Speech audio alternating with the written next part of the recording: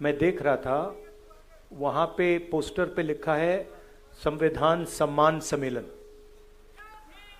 मगर सच्चाई ये है, सम्मान सम्मेलन तो है, मगर आज संविधान की रक्षा की जरूरत है। सिर्फ सम्मान से बात नहीं बनेगी। हम सम्मान करें और उसकी रक्षा ना करें तो सम्मान करने का कोई मतलब नहीं रहेगा, क्योंकि इस पे आक्रमण हो रहा है।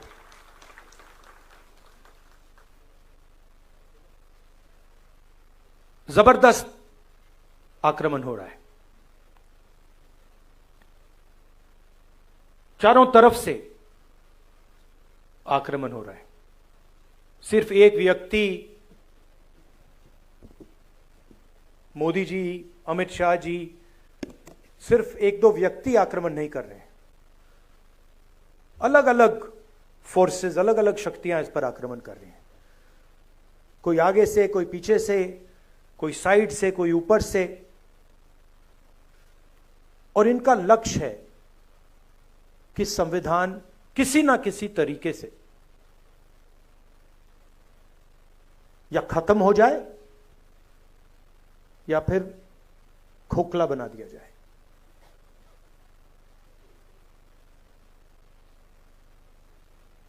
मैं आपसे सवाल पूछना चाहता हूं, ये आप अपने हाथ में पकड़े हैं, उठाइए इसको जरा। ये कब बना? ये कब बना?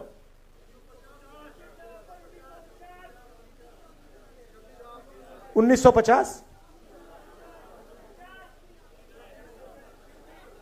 हाँ,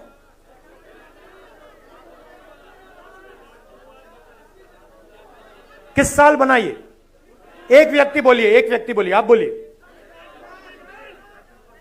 1949, कोई कह रहा है 1950, कोई कह रहा है 1949, कोई कह रहा है 1947। ठीक है, तो मैं आपसे अब दूसरा सवाल पूछता हूं। अगर बिरसा मुंडा जी नहीं होते तो ये बनता? अगर नारायण गुरु जी नहीं होते तो ये बनता? अगर बसवण्णा जी नहीं होते तो ये बनता? अंबेडकर जी नहीं होते तो ये बनता? बुद्ध भगवान नहीं होते तो ये बनता? गुरु नानक नहीं होते तो ये बनता? तो ये कितना पुराना है?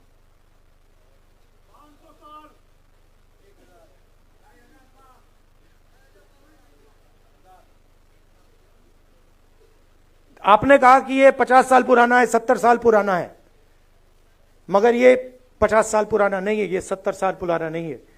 ये इसके पीछे जो सोच है वो हजारों साल पुरानी सोच है। और सबसे पहले ये गुरु नानक जी, बिरसा मुंडा जी, अंबेडकर जी, गांधी जी, बसवण्णा, नारायण गुरु, बुद्ध भगवान, उनकी सोच ने बनाया है। और ये जो लड़ाई चल रही है, ये 50-70 साल पुरानी लड़ाई नहीं है, ये हजारों साल पुरानी लड़ाई है। तो अगर ये कॉन्स्टिट्यूशन बिरसा मुंडा जी की सोच का है, गुरु नानक, महावीर, बुद्ध भगवान, महावीर जी, अगर ये इनकी सोच का है, तो इसके विरोध में कौन सी किताब है?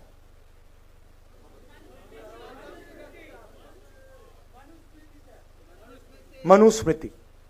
ये जो लड़ाई चल रही है, और आपको ये गहराई से समझना होगा, ये लड़ाई कॉन्स्टिट्यूशन और मनुस्मृति के बीच में लड़ाई चल रही है। और ये नई लड़ाई नहीं है, ये हजारों सालों से लड़ाई चल रही है। अंबेडकर जी ने कहा एजुकेट, ऑर्गेनाइज, एजिटेट, कहा।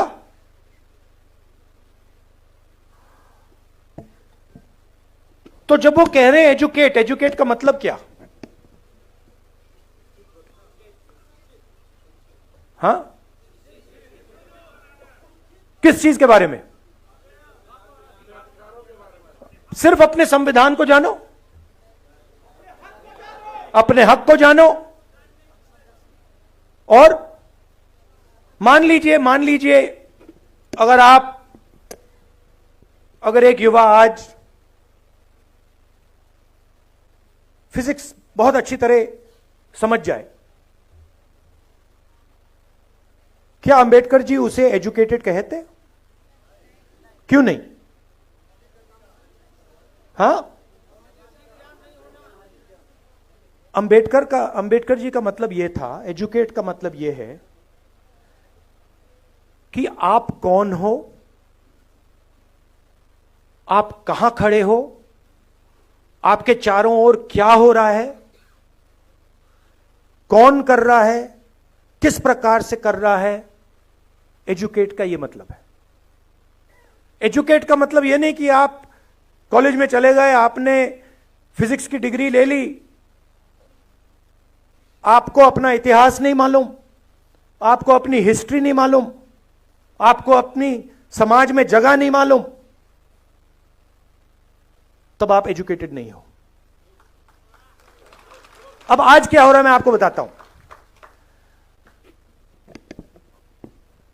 जब बीजेपी के लोग आदिवासी को वनवासी कहते हैं, तो वो क्या करने की कोशिश कर रहे हैं? आपका जो इतिहास है, आपका जीने का तरीका है, आपकी फिलॉसफी है, आपकी साइंस है, मेडिकल साइंस है, जिसको आप हजारों साल से चला रहे हो, उसको वो खत्म करने की कोशिश कर रहे हैं। वो आपसे कह रहे हैं कि देखिए, आदिवासी का मतलब क्या? आदिवासी का मतलब जो सबसे पहले मालिक थे। वनवासी का क्या मतलब है? जो जंगल में रहते हैं। देखिए फर्क, देखिए, मान लीजिए यहां पे आप लोग बैठे हो और ऑडिटोरियम में आप सबसे पहले आए, ऑडिटोरियम आपने बनाया, ऑडिटोरियम की जमीन आपकी, और मैंने आपसे कहा भैया आप वनवासी हो। इसका क्या मतलब है? जंगल में जाओ, ऑडिटोरियम तुम्हारा नहीं है, इसका यह मतलब है। तो जब ये शब्द का प्रयोग करते हैं आदिवासी वनवासी, यह सिर्फ एक शब्द नहीं है, यह आपकी पूरी हिस्ट्री है। मैं हिंदुस्तान के एजुकेशन सिस्टम में पढ़ा हूं, स्कूलिंग मेरी पूरी हिंदुस्तान में हुई।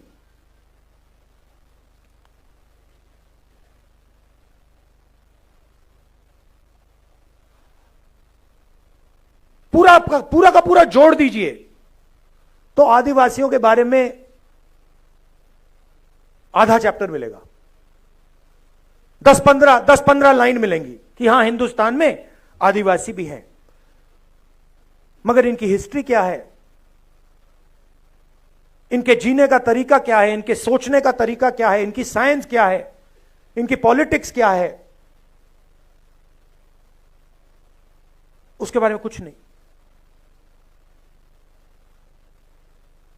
मैं हिंदुस्तान के सिस्टम में,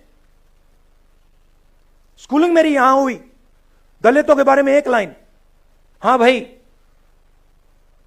अनटचेबिलिटी होती थी, मगर उनका दर्द, उन पर जो अत्याचार हुए, उनका जो अपमान हुआ, उनका जो इमेजिनेशन था, उनकी जो सोच थी, उनकी जो साइंस थी, उनकी जो फिलॉसफी थी, उसके बारे में कितना था? एक लाइन। आपने ओबीसी शब्द प्रयोग किया, अदर बैकवर्ड कास्ट, क्या ये आपका नाम है? ओबीसी अदर बैकवर्ड कास्ट मतलब हां, वो दूसरे पिछड़े लोग। किसने कहा कि आप पिछड़े हो? किस बेसिस पे कहा? आप इस देश को चलाते हो, आपका खून पसीना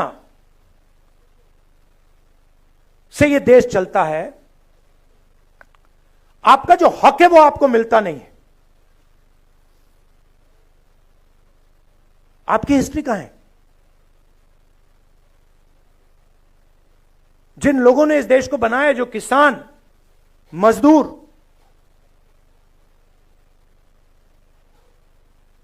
बढ़ई, नाई, मोची, इनकी हिस्ट्री कहां है? कहां लिखा है? फाड़ दिया गया। जैसे कि हिंदुस्तान के 90% लोग हैं ही नहीं।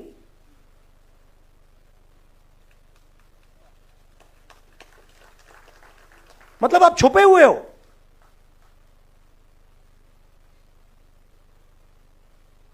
हिंदुस्तान के कॉर्पोरेट्स में देखिए आप, 250 कॉर्पोरेट्स की मैंने लिस्ट निकाली। कहां मैं देखता हूं भाई 90% आबादी में से यहां कितने हैं? 250 सबसे बड़ी कॉर्पोरेट्स में, मालिकों में, सीईओज में, सीनियर मैनेजमेंट में आपको एक ओबीसी नहीं मिलेगा, एक दलित नहीं मिलेगा, एक आदिवासी नहीं मिलेगा। करेक्ट? मैं यहां झूठ बोलने थोड़ी आया हूं। हलवा बांट रहे हैं वही, हलवा खा रहे हैं वही। अब उसमें एक और बात है, उसमें बेचारे गरीब जनरल कास्ट के भी लोग हैं, 5-7%, उनको भी हलवा नहीं मिल रहा। आप ब्यूरोक्रेसी में देखिए। बहुत अच्छा लगा आपने 90 में से 3 की बात की। 90 में से 3 ओबीसी, 3 दलित, 1 आदिवासी। दलित की आबादी 15%, आदिवासियों की आबादी 8%, ओबीसी की आबादी कोई जानता नहीं है, कोई नहीं जानता।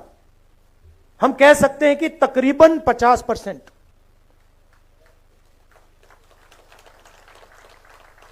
क्योंकि आपकी संख्या छुपानी है।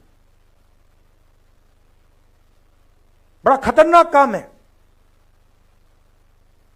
अगर ओबीसी को अपनी सच्ची संख्या पता लग गई,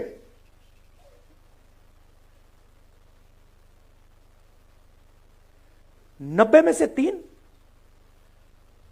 50% आबादी, 90 में से 3। और अगर हिंदुस्तान की सरकार में 100 रुपए खर्च होते हैं तो 50% को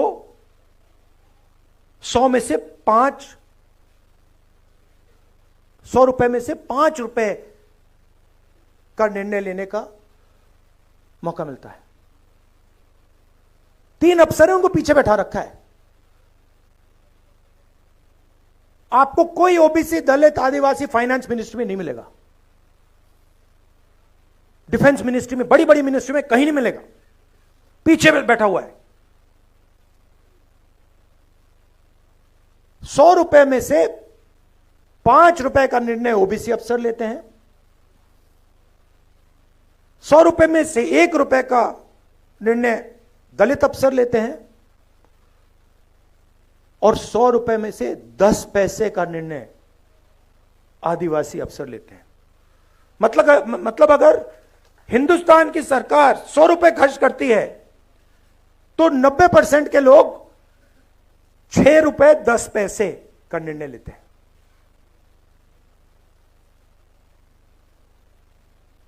बॉलीवुड की बात करिए। बॉलीवुड में आपको दलित, आदिवासी ओबीसी नहीं दिखेगा? नाच गाना चल रहा है, गाने बज रहे हैं, डांस हो रहा है, मगर 90% का कोई वहां नाच नहीं रहा। सच्चाई है ये।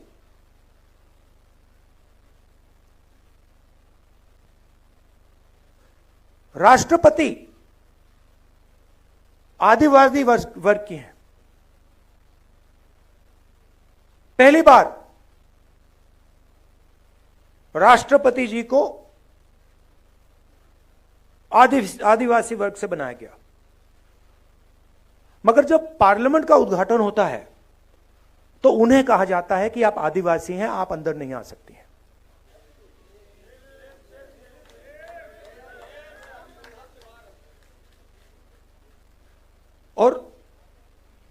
और उन्होंने मान लिया, एक्सेप्ट कर लिया। राष्ट्रपति है, राष्ट्रपति हैं। राम मंदिर, धूमधाम से राम मंदिर का उद्घाटन होता है, राष्ट्रपति जी से कहा जाता है आप आदिवासी हैं, आइए मत। अंबानी को बुलाया जाता है, अदानी को बुलाया जाता है, हिंदुस्तान के राष्ट्रपति जी से कहा जाता है आप नहीं आएंगे, आपकी जगह नहीं है। अगर यह संविधान पर आक्रमण नहीं है कि राष्ट्रपति जी पार्लियामेंट हाउस का उद्घाटन नहीं कर सकती, तो क्या है?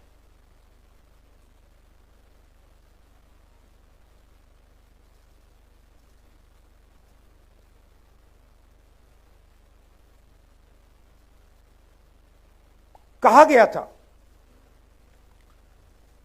संविधान में कहा गया है कि एक व्यक्ति को एक वोट का हक मिलेगा, इसमें लिखा है। और हिंदुस्तान का हर व्यक्ति एक जैसा है, कोई बड़ा नहीं है, कोई छोटा नहीं है, सबको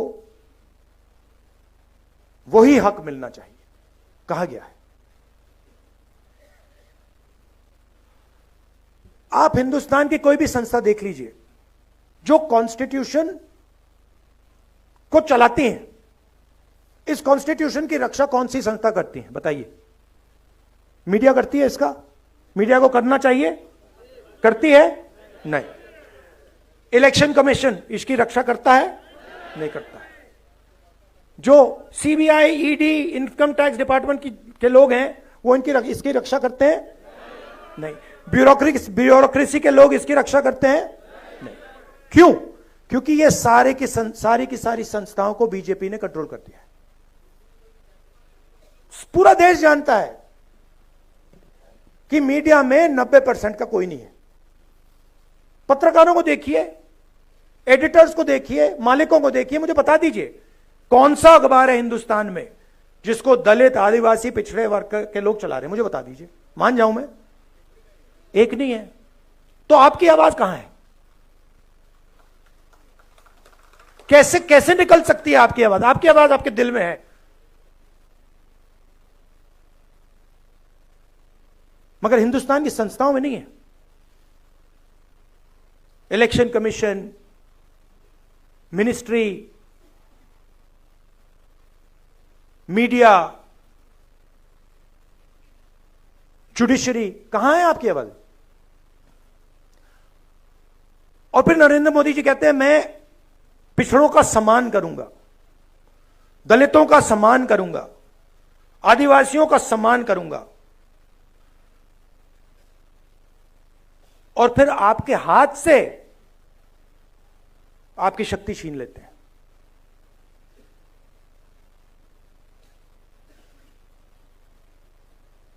सम्मान आपको देते हैं और पावर आपसे छीनते हैं। सम्मान आपको देते हैं और आपको हिंदुस्तान की संस्थाओं से बाहर निकाल देते हैं। सम्मान आपको देते हैं और फिर इसको खोखला करने की कोशिश करते हैं। मुझे बहुत अच्छा लगा इस चुनाव में हमने सिर्फ एक काम किया, हमने ये दिखाना शुरू कर दिया। बहुत गहरी बात है ये। हमने सिर्फ यह दिखा के कहा कि भैया हम इसकी रक्षा करेंगे, आप इसको छुओ फिर देखो क्या होता है। और हिंदुस्तान के प्रधानमंत्री ने चुनाव के बाद यह किया, देश ने बता दिया कि आप जो कर रहे हो, जो आक्रमण आप बिरसा मुंडा जी की सोच पर कर रहे हो, गुरु नानक जी की सोच पर कर रहे हो, नारायण गुरु जी की सोच पर कर रहे हो, बसवना की सोच पर कर रहे हो, बुद्ध भगवान, फूले जी, इन सब की सोच पर जो आक्रमण कर रहे हो वो हम आपको करने नहीं देंगे। मगर उनके पास सब कुछ है, सच्चाई है, धन उनके पास, संस्थाएं उनके पास, मीडिया उनके पास, CBI, ED, income tax department. अब आप कहोगे भाई अगर सब कुछ उनके पास तो हमारे पास क्या है? हमारे पास सच्चाई है और हमें कुछ और नहीं चाहिए।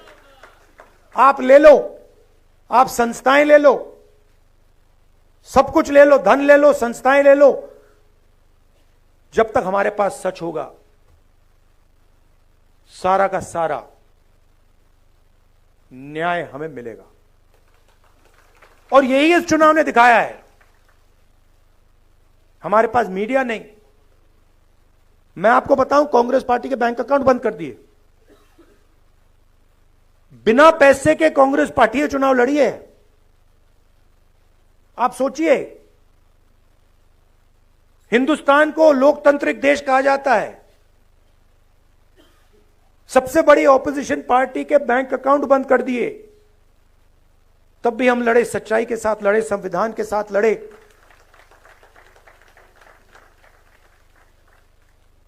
और आजकल मोदी जी मुस्कुराते नहीं हैं, बंद हो गया, परमानेंटली बंद हो गया, भूल गए। तो अब मैंने आपसे यह कहा कि भाई लड़ाई हो रही है, युद्ध हो रहा है, दो विचारधाराओं के बीच युद्ध हो रहा है। अब यह भी बताना पड़ेगा रास्ता क्या है। देखिए, मैंने संस्थाओं की बात की, थोड़ा सा मैं आपको 2-3 आंकड़े देना चाहता हूं।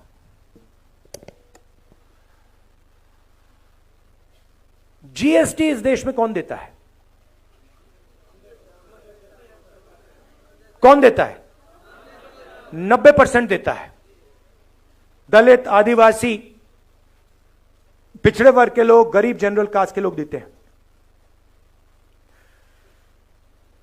यह आपने शर्ट कितने की खरीदी? ये आपने, हां आपने, ये कितने की खरीदी? 1,500 रुपए की। इस पे आपने जीएसटी कितनी दी? 18%। अगर यही अच्छा, अगर यही शर्ट अदानी या अंबानी खरीदें तो जितना टैक्स आपने दिया उतना टैक्स वो देते हैं। जीएसटी गरीब जनता से लिया जाता है, पिछड़ों से लिया जाता है, दलितों से लिया जाता है, आदिवासियों से लिया जाता है। अगर 100 रुपए आज हिंदुस्तान में, अगर 100 रुपए टैक्स में लिए जाते हैं, 40 रुपए आम आदमी की जेब से निकलते हैं, 26 रुपए हिंदुस्तान की सबसे बड़ी कंपनियों से आते हैं।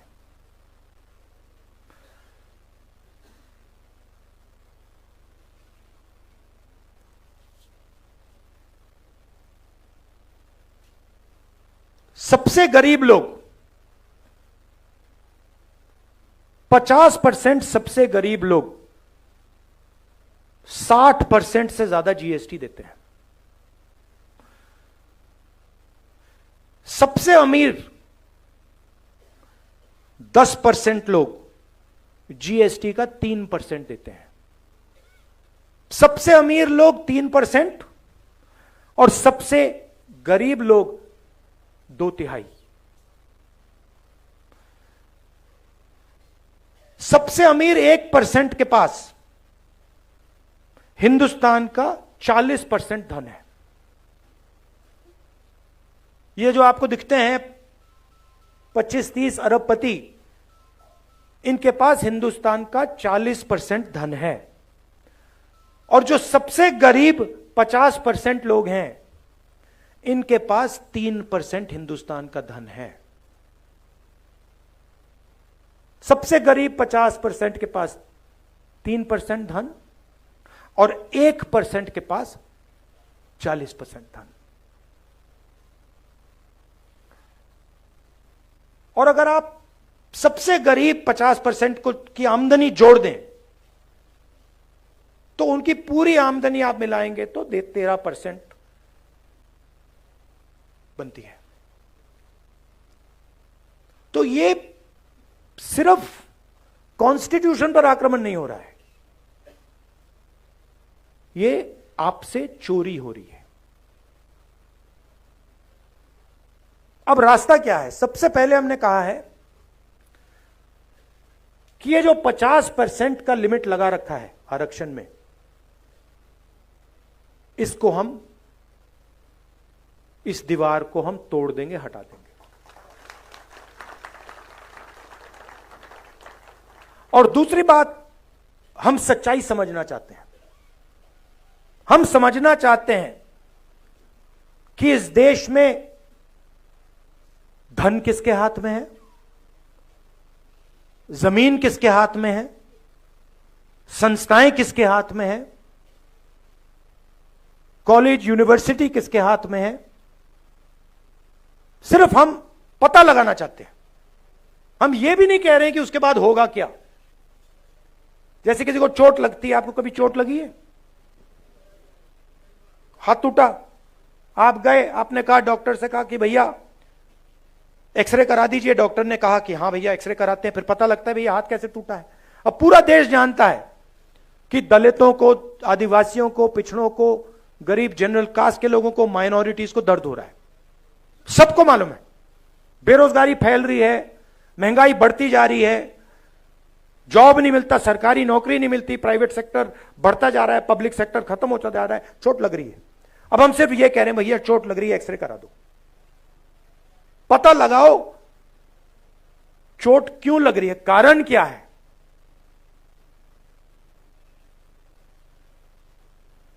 सामाजिक एक्सरे का माध्यम जाति जनगणना है। जाति जनगणना में हम 2-3 चीजें पता लगाना चाहते हैं। सबसे पहले,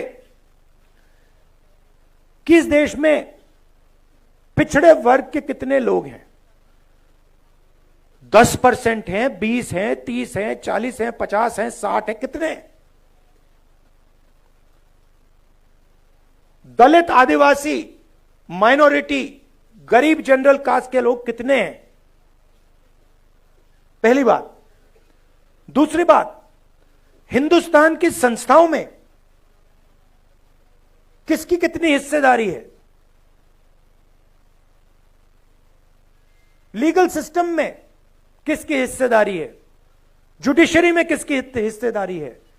ब्यूरोक्रेसी में किसकी हिस्सेदारी है? कॉर्पोरेट इंडिया में किसकी हिस्सेदारी है?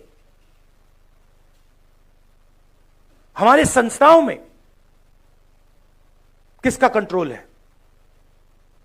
मीडिया में कितने लोग हैं? 90% से। कॉर्पोरेट इंडिया में कितने लोग हैं? बड़ी बड़ी ब्यूरोक्रेटिक पोजीशंस में कितने लोग हैं? हिंदुस्तान में जो सेक्रेटरी लेवल के अफसर हैं उसमें कितने लोग हैं? हम एक्सरे करना चाहते हैं। अब अगर आप अस्पताल जाते और आप डॉक्टर से कहते भैया मेरा हाथ टूटा हुआ है, लग रहा है हाथ टूटा हुआ है, हिला नहीं पा रहा हूं, एक्सरे करवा दीजिए, और डॉक्टर आपसे कहता नहीं एक्सरे नहीं कराऊंगा, तो आप क्या करते? अब जब हम जाति जनगणना की बात कर रहे हैं, हम कह रहे हैं कि भैया एक्सरे कराइए, मोदी जी कहते हैं हम नहीं कराएंगे। कैसे नहीं कराओगे? अगर आप नहीं कराओगे हम कराएंगे। और मैं आपको बता रहा हूं, आप लिख के ले लो, जाति जनगणना को और ये जो 50% का बैरियर है ना, इसको अब कोई शक्ति नहीं रोक सकती है। जो करना है कर लो, जो करना है कर लो, आज नहीं तो कल। जो करना है कर लो, आज नहीं तो कल। जाति जनगणना, इंस्टीट्यूशनल सर्वे, 50% की जो दीवार है, ये कार्रवाई होगी ही होगी। मैं बता रहा हूं, मैं 20 साल के बाद राजनीति को समझता हूं।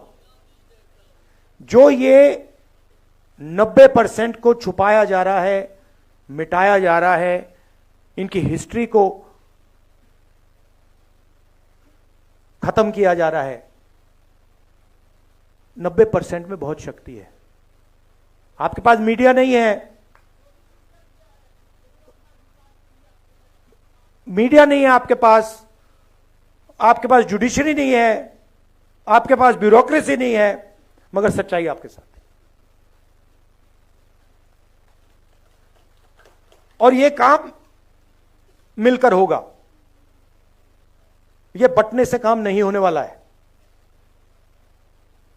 एक आवाज से मिलकर यह काम करना पड़ेगा, और यह काम मैं आपके साथ करने वाला हूं। यह मैं आपसे कहना था, मैं आपसे यह कहना चाहता था, सबसे जरूरी चीज, चाहे जाति जनगणना हो, चाहे 50% का बैरियर हो, सबसे जरूरी चीज इसको बचाने का है। अगर यह हाथ से निकल गया, अगर यह खोखला हो गया, अगर यह खत्म हो गया, तो फिर कुछ नहीं रहा। तो सबको सबसे पहले इसकी रक्षा करनी है। संविधान की, बिरसा मुंडा जी की सोच की, आदिवासियों की सोच की, अंबेडकर जी की सोच की, गांधी जी की सोच की, गुरु नानक, जो नाम आपको मैंने बताए। और यह मत सोचिए कि यह लड़ाई 70 साल पुरानी है। यह लड़ाई हजारों साल पुरानी है। यह लड़ाई चलती जाएगी और इसको हम जीतने जा रहे हैं। धन्यवाद।